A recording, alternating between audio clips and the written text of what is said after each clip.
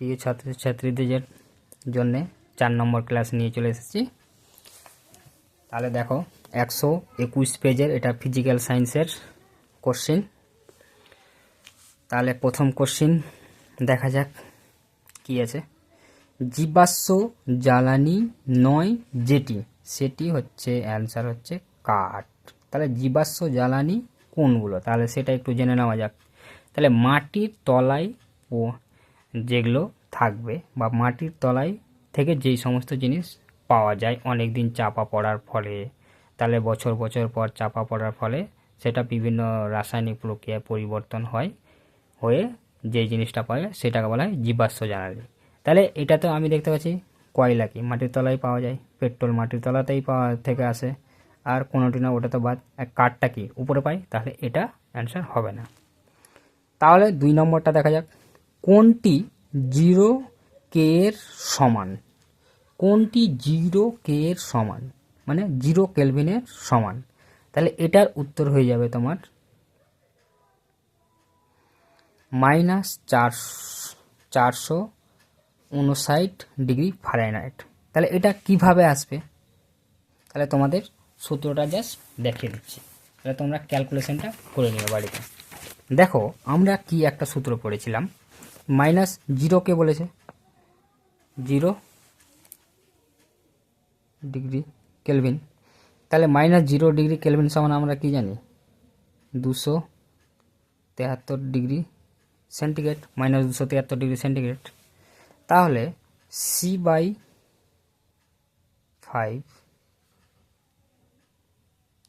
F - 32/9 এইটা সূত্র। তাহলে এইখান থেকে তুমি সি এর মান জানা আছে মাইনাস কত 273, তাহলে এইখানে তোমার -273 5F - 32/9। তাহলে এখান থেকে আশা করি সবাই এফ এর মান বের করতে পারবে, যেহেতু ফারেনহাইট স্কেলে উত্তর দেওয়া আছে, তাহলে এফ এর মান সবাই বের করতে পারবে। তাহলে এইখান থেকে যেটা বেরোবে সেটা অ্যান্সার হয়ে যাবে তোমার -459°F। তাহলে এটা ক্যালকুলেশন সবাই বাড়িতে করবে, সহজ ক্যালকুলেশন আছে। তাহলে ওটা ক্যালকুলেশন করে দিলে টাইম ভিডিওটা লেন্দি হয়ে যাবে, ওই জন্য করলাম না। তাহলে বাষ্প ঘনত্বের একক হলো, বাষ্প ঘনত্বের একক, এটা হয়ে যাবে অ্যান্সার একক নেই। তাহলে বাষ্প ঘনত্বর একক আমরা যেগুলো বাষ্প ঘনত্ব, আণবিক ভর এগুলো বলছি কি বললাম, ধরো সোডিয়ামের আণবিক ভর 23। তাহলে সোডিয়ামের আণবিক ভর একটু লিখে দিই তাহলে তোমাদের সুবিধা হবে, Na11 আর এটা হয় 23। তাহলে সোডিয়ামের আণবিক ভর কত 23, বলি কি 23 কিলো বা 23 সেন্টিমিটার এরকম কিছু বলি না, তাহলে এ শুধু 23 বলি, মানে এর কোনো একক নাই আণবিক ভর। তাহলে আণবিক ভর বাষ্প ঘনত্বের কী হয়, বাষ্প ঘনত্ব অর্ধেক হয়, তাহলে ওটার তোমার একক নাই, তার মানে এটারও একক নাই, তাহলে এটার অ্যান্সার হয়ে যাবে একক নাই। তাহলে যেটি আলোক রশ্মির জ্যামিতিক ধর্ম নয়, যেটি আলোক রশ্মির জ্যামিতিক ধর্ম নয় সেটি হয়ে যাচ্ছে তোমার ব্যতিচার অ্যান্সার। তারপরে 5 নম্বর কী আছে দেখো, কোন জোটটি সাদা আলোর বিশুদ্ধ বর্ণালীর দুটি প্রান্তিক বর্ণ?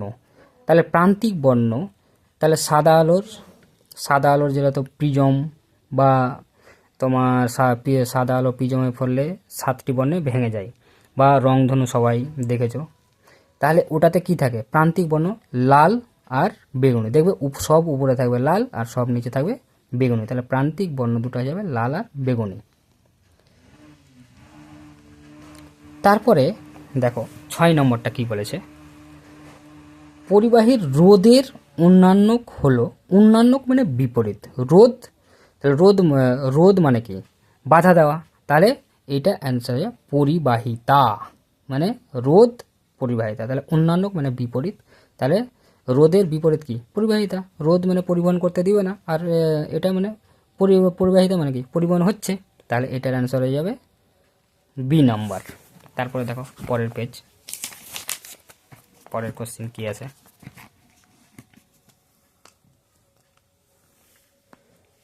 দেখো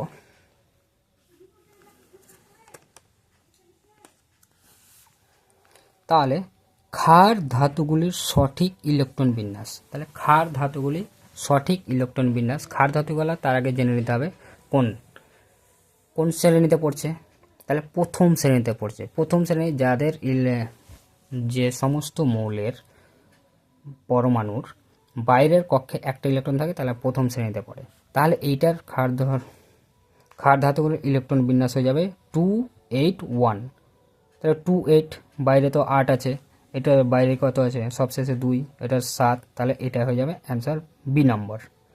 তারপরে দেখো কোন স্থায়ী যৌগের কার্বনের সমযোজ্যতা কত। কোন স্থায়ী যৌগের কার্বনের সমযোজ্যতা হয়ে যাবে 4, মানে কার্বনের যোজ্যতা কত। তাহলে এইরকম আসতে কার্বনের যোজ্যতা কত, তাহলেও 4 হতো। তাহলে 9 নম্বর দেখো নিচের কোনটি তড়িৎ অবিশ্লেষ্য পদার্থ। তাহলে তড়িৎ অবিশ্লেষ্য পদার্থ হয়ে যাবে অ্যালকোহল, তড়িৎ বিশ্লেষণ হবে না, ইউরিয়াও হবে না, বেনজিনও হবে না, তাহলে অ্যান্সার হয়ে যাবে সবগুলোই। তাহলে তোমরা সবটাই অ্যান্সার কী হলে পড়ে দেখবে সবটাই। তাহলে প্রথম কোশ্চিন পড়বে, তারপরে কি পড়বে তোমাদের first option, second option, third option, fourth option, প্রত্যেকটাই পড়বে। তাহলে তুমি প্রথমে নিচের কোনটি তড়িৎ অবিশ্লেষ্য পদার্থ, তুমি তো অ্যালকোহল জানো, তাহলে অ্যালকোহল প্রথমে অ্যালকোহল টিক মেরে দিলে আর পড়লেই না। তাহলে তারপরেও যে তোমার তড়িৎ অবিশ্লেষ্য আরও দুটো দেওয়া আছে দিয়ে সবগুলো, তাহলে তোমার অ্যান্সারটা কী ভুলে যাবে। তাহলে প্রত্যেকেই সবটাই অপশান পড়ে দেখার চেষ্টা করবে। তারপরে দেখো 10 নম্বর কী বলছে, কোন পদার্থটির তাপীয় প্রসারণ বেশি। তাপীয় প্রসারণ মানে তাপ দিলে সবচাইতে বেশি প্রসারণ হবে, তাহলে সেটা হয়ে যাবে গ্যাস। তাহলে গ্যাসের তাপীয় প্রসারণ সবচাইতে বেশি, গ্যাসকে তাপ দিলে তার প্রসারণ সবচাইতে বেশি হয়। তারপরে দেখো 11 নম্বর কী বলেছে, আলফা কণার আধান, আলফা কণার আধান হয়ে যাবে তোমার ধনাত্মক, বিটা কণার আধান ঋণাত্মক, আর গামা কণার আধান নাই, আধানবিহীন। তারপরে 12 নম্বর কী বলেছে, তড়িৎ প্রবাহ মাত্রার একক। তড়িৎ প্রবাহ মাত্রার একক হচ্ছে তোমার অ্যাম্পিয়ার, তড়িৎ প্রবাহ মাত্রার একক হচ্ছে অ্যাম্পিয়ার। তীব্র ঝাঁঝালো গন্ধযুক্ত গ্যাস, তীব্র ঝাঁঝালো গন্ধযুক্ত গ্যাস হচ্ছে তোমার অ্যামোনিয়া। তারপর হচ্ছে 14 নম্বর, অ্যালুমিনিয়ামের প্রধান আকরিক, অ্যালুমিনিয়ামের প্রধান আকরিক হচ্ছে তোমার বক্সাইট।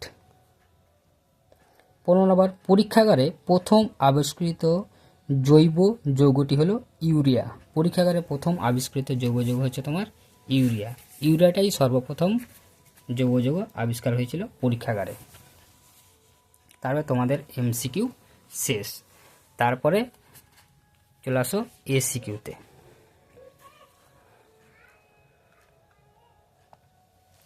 তাহলে দেখো এসিকিউ প্রথম কোশ্চেন কি বলেছে, বায়ুমণ্ডলের কোন স্তরকে শান্ত মণ্ডল বলে। তাহলে বায়ুমণ্ডলের কোন স্তরকে শান্ত মণ্ডল বলে, এটা হয়ে যাবে তোমার স্ট্র্যাটোস্ফিয়ার, স্ট্র্যাটোস্ফিয়ারকে বলা হয় শান্ত মণ্ডল। ওজোন স্তরের ঘনত্ব কোন এককে প্রকাশ করা হয়, এটা এর আগের স্কুলে একটা স্কুলে ছিল, এটা হয়ে যাবে তোমার ডবসন অ্যান্সার। কোন তারপর কোশ্চেন, কোন শর্তে বাস্তব গ্যাস বয়েল ও চার্লসের সূত্র মেনে চলে।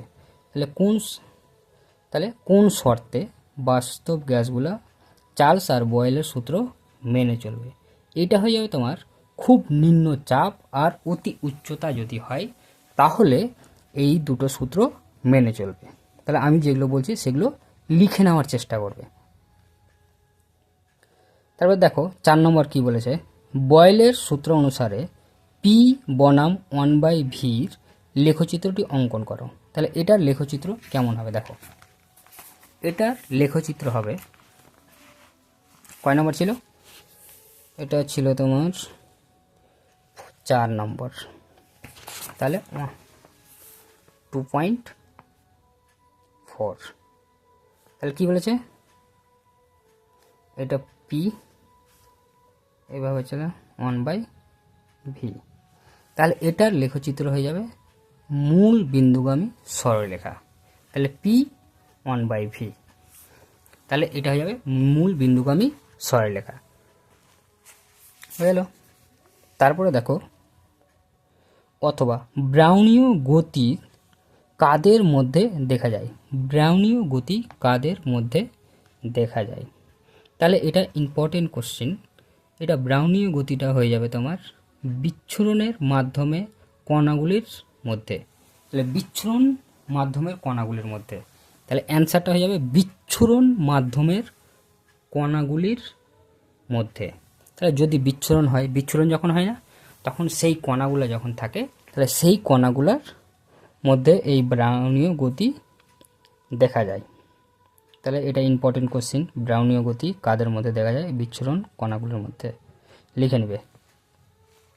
তাহলে কঠিন পদার্থের কি কি প্রকার তাপীয় প্রসারণ দেখা যায়? কঠিন পদার্থের, তাহলে কঠিন পদার্থের তাপীয় প্রসারণ হয়ে যাবে দৈর্ঘ্য প্রসারণ, ক্ষেত্র প্রসারণ, আর হচ্ছে আয়তন প্রসারণ। তিনটা হয়ে গেল, তিনটা প্রসারণ গুণাঙ্ক। তাহলে ইউভি রশ্মির একটি ব্যবহার লেখো। ইউভি রশ্মির ব্যবহার হচ্ছে তোমার জীবাণু ধ্বংস করতে। এই যে তোমার কেন্ট আরও পিউরিফায়ার, আরও অ্যাকোয়াগার্ড, এই সমস্ত পিউরিফায়ার আছে না, তাহলে এগুলোতে ইউভি রশ্মি ইউজ করা হয়, দিয়ে ব্যাকটেরিয়াগুলোকে মেরে ফেলা হয়। তারপরে কি হয়, ব্যাকটেরিয়াগুলোকে মেরে ফেলে সেটাকে পরিশোধন ছাকনা দিয়ে ছেঁকে আর মিনারেল ইউজ করে সেটা পিউরিফাই জল ব্যবহার করা হয়। তাহলে 7 নম্বরটা কী বলেছে? প্রিজম বর্ণ সৃষ্টি করে কি?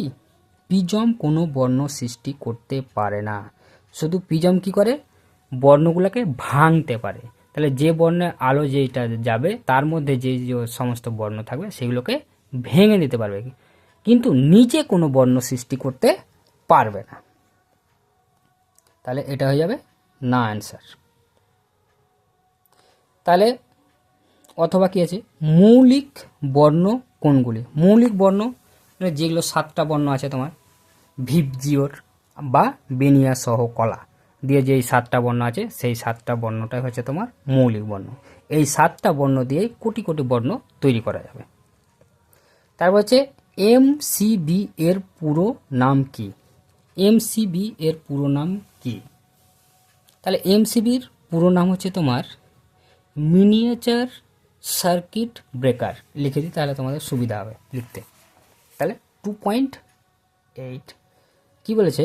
মিনিয়েচার। লিখে না, সবাই লিখে নেবে পজ করে। Miniature,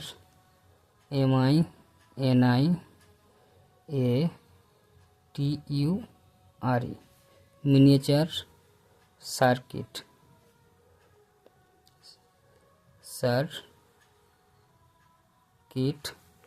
breaker.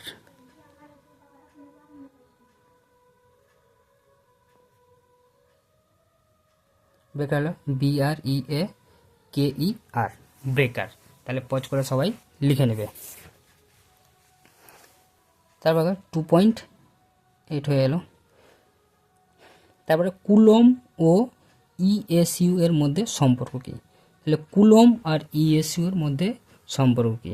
তাহলে 1 কুলম সমান, দেখো লিখে দিই 2.9,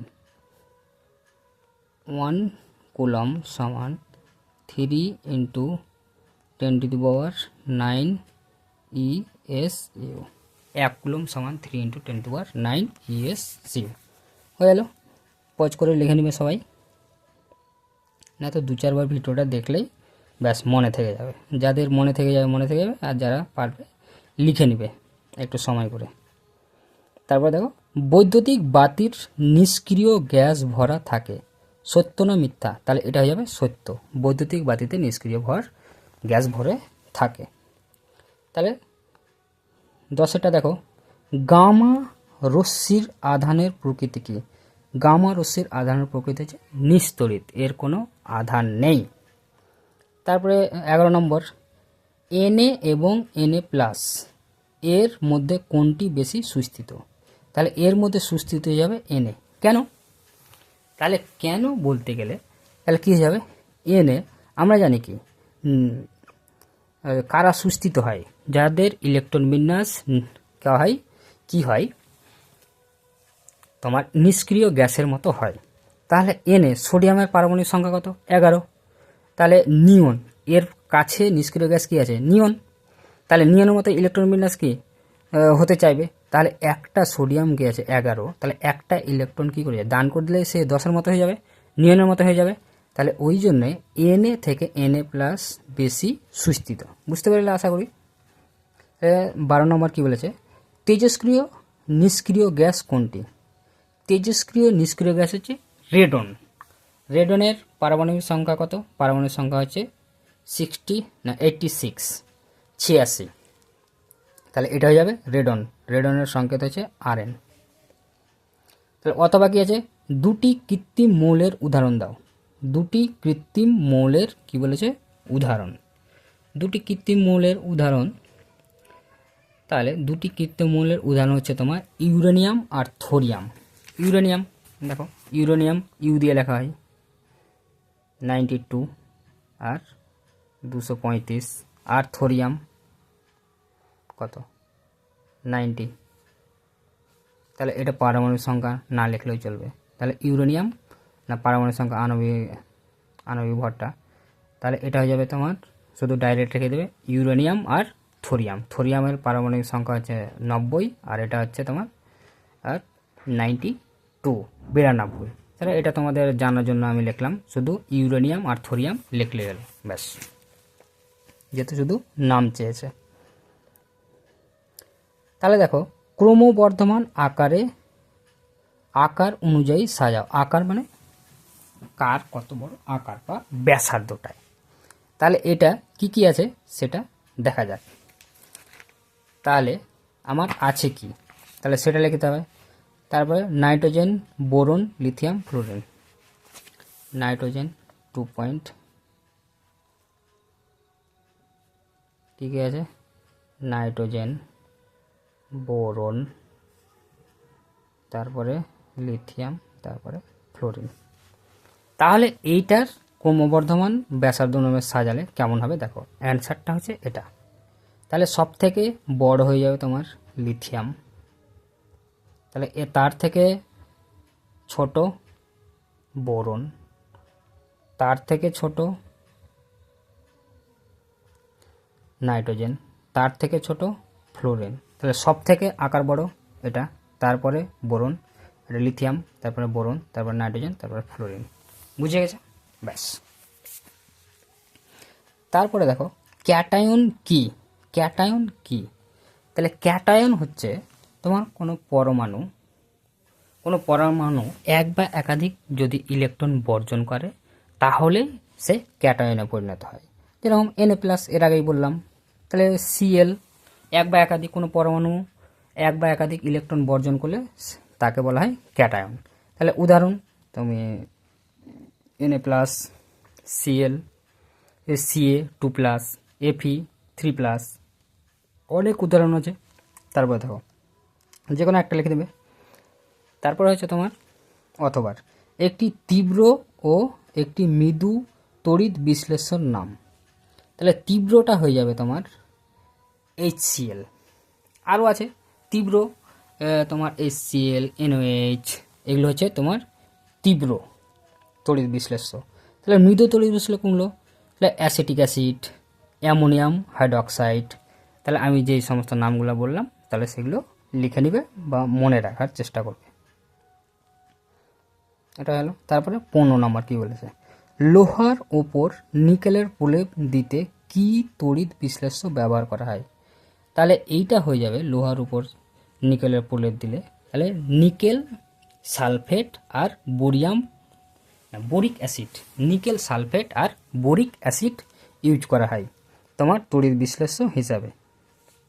তারপরে দেখো ডান দিক আর বাম দিক। ডান দিক বাম দিকে কি আছে, কি বলেছে, হেমাটাইট থেকে যে ধাতু নিষ্কাশন করা হয়। তাহলে হেমাটাইট থেকে নিষ্কাশন করা হয় লোহা, হেমাটাইট বা রেড হেমাটাইট। তাহলে লোহা হয়ে গেল। তাহলে পিতলে থাকে, তাহলে পিতলে কি থাকে, জিঙ্ক, কপার আর জিঙ্ক থাকে। তাহলে এদের মধ্যে কী আছে, কপার তো এখানে দেওয়া নাই, তাহলে জিঙ্কটাই থাকে, একটা দেওয়া আছে। ক্রিপ যন্ত্রে প্রস্তুত করা হয়, H2S। এছাড়াও প্রস্তুত করা হয় তোমার হাইড্রোজেন, কার্বন ডাইঅক্সাইড। তাহলে এই 3টা গ্যাস অবশ্যই মনে রাখবে। এখান থেকে একটা কোশ্চিন আসবে এবার মাধ্যমিক পরীক্ষাতে। তারপর হচ্ছে তোমার নেসলার দ্রবণ দ্বারা শনাক্ত করা হয়, এটা হয়ে যায় তোমার অ্যামোনিয়া NH3। তাহলে হয়ে গেল তোমার ডান দিক বাম দিক। তারপরে দেখো ঠিক আছে, ভিনাইল ক্লোরাইডের পলিমারের নাম কি? ভিনাইল ক্লোরাইডের পলিমার হচ্ছে পলিভিনাইল ক্লোরাইড বা PVC। ভিনাইল ক্লোরাইডের পলিমারের নাম হচ্ছে PVC, উল্টা করে দিয়েছে। PVCর পলিমারের নাম সব জায়গায় দেওয়া থাকে বা চাই। এবার কি করেছে, ভিনাইল ক্লোরাইডের পলিমারের নাম কি? PVCর মনোমারের নাম চাই প্রত্যেকবার, কিন্তু এখানে দিয়েছে ভিনাইল ক্লোরাইডের পলিমারকে, তাহলে PVC হয়ে যাবে। আর যদি এরকম দিত PVCর মনোমারের নাম কি, তাহলে ভিনাইল ক্লোরাইড লিখতে হতো। তারপরে দেখো, মিথেন অণুতে সন্নিহিত যে কোনো দুটি যোজকের অন্তর্বর্তী কোণের মান কত? তাহলে মিথেন অণুতে হয়ে যাবে তোমার 109°28'। অথবা কোশ্চেন কি আছে দেখো, COOH কোন শ্রেণীর যৌগকে সূচিত করে? তাহলে এটার উত্তর হয়ে যাবে অ্যাসিড গ্রুপকে চিহ্নিত করে। কোন শ্রেণীর যৌগ? অ্যাসিড শ্রেণীর যৌগ বা অ্যাসিড গ্রুপ বা অ্যাসিড শ্রেণী ইংরেজিতে বললে, তাহলে অ্যাসিড শ্রেণীর যৌগকে সূচিত করে। তাহলে তোমাদের হয়ে গেল 121 পেজের টেস্ট পেপার সলভ ফিজিক্যাল সায়েন্সের। এরপরে যেটা আছে তারপরে নিয়ে আসবো, তারপরে প্রত্যেকটা শেষ করে দেবো একে একে। তোমরা শুধু ভিডিওগুলো দেখো, সাপোর্ট করো, লাইক অ্যান্ড সাবস্ক্রাইব করো, তাহলে আমাকে ভিডিও বানাতে আরও ভালো লাগবে। থ্যাংক ইউ দেখার জন্য সবাইকে।